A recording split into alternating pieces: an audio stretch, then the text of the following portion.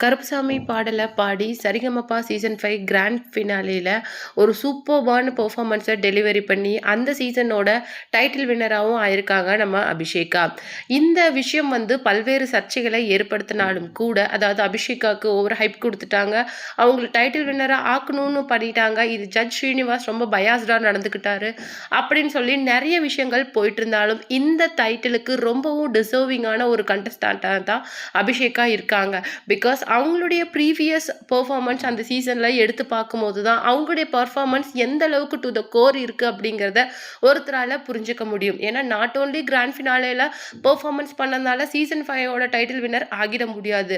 அவங்களுடைய previous performance, அதாவது கர்ணன் படத்துல வர அந்த கண்டா வர சொல்லுங்க அப்படிங்கிற பாடல், நாக்கு முக்கா சாங் அப்படின்னு சொல்லிட்டு அவங்களுடைய எல்லா பெர்ஃபார்மன்ஸையும் பார்க்கும்போது தான் ஏன் இந்த டைட்டில அபிஷேகாவுக்கு கொடுத்தாங்க அப்படிங்கிற ஒரு விஷயம் புரியும். மற்ற குழந்தைகள் பெர்ஃபார்ம் பண்ணனாலும் அபிஷேகா இந்த டைட்டிலுக்கு ரொம்பவும் டிசர்விங்கான பர்சன்.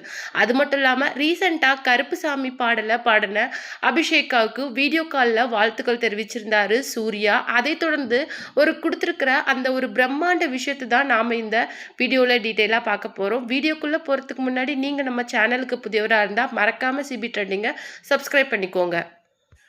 நம்ம சரிகமபா சீசன் 5 டைட்டில் வின்னரான அபிஷேகாவுக்கு ஒரு பிரம்மாண்டமான பரிசை கொடுத்துருக்காங்க ஆக்டர் சூர்யா. அதாவது கருப்பு படத்தில் வர கருப்புசாமி பாடலை நம்ம அபிஷேகா கிராண்ட் ஃபினாலேல பாடியிருந்தாங்க. அதுக்கு மகாலிங்கம் சார் கொடுத்த அந்த ரியாக்ஷன் அப்படிங்கிறது பார்க்கறதுக்கே ரொம்பவும் மெஸ்மரைசிங்காக இருக்கும். அதுக்கு ஒரு முக்கியமான காரணம், அந்த பாடலை பாடின அவரே அபிஷேகாவோட வாய்ஸில் அந்த பாடலை கேட்டு ரொம்பவும் எக்ஸைட் ஆகி அவங்கள தலைமையில தூக்கி வச்சு கொண்டாடினாங்க. ரொம்பவும் பார்க்கறதுக்கு அவ்வளோ சூப்பர்பாக இருந்தது. அது மட்டும் இல்லாம இந்த பாடல ஒரு கடவுளோட அனுகிரகம் இல்லாம யாராலையுமே பாட முடியாது.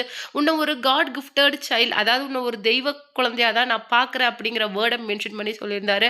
ஆல்ரெடி நம்ம அபிஷேகாவுக்கு இந்த வேர்டை மென்ஷன் பண்ணி நம்ம பாண்டியராஜன் சார் சொல்லியிருந்தாங்க.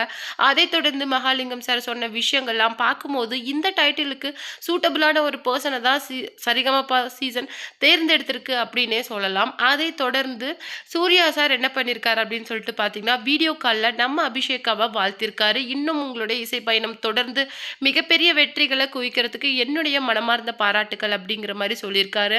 அவர் ஒரு சின்ன ப்ரெசன்டேஷனையும் நம்ம அபிஷேகாவுக்கு கொடுத்து தன்னுடைய அன்பையும் அதன் மூலமாக வெளிப்படுத்தியிருக்காரு.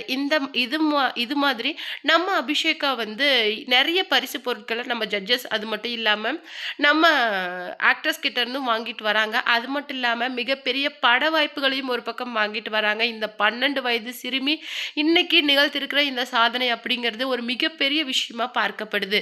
அது மட்டும் இல்லாம 1 கோடி ரூபாய் மதிப்புள்ள வீடையும் ஜெயிச்சிருக்கிறாங்க டிஆர்ஏ ஹோம்ஸ்ல இருந்து. அது மட்டும் இல்லாம இன்னும் நிறைய சின்ன சின்ன பரிசு பொருட்களையும் வாங்கியிருக்கிறாங்களாம். அதை தொடர்ந்து நாம நெக்ஸ்ட் வீடியோல பார்க்கலாம்.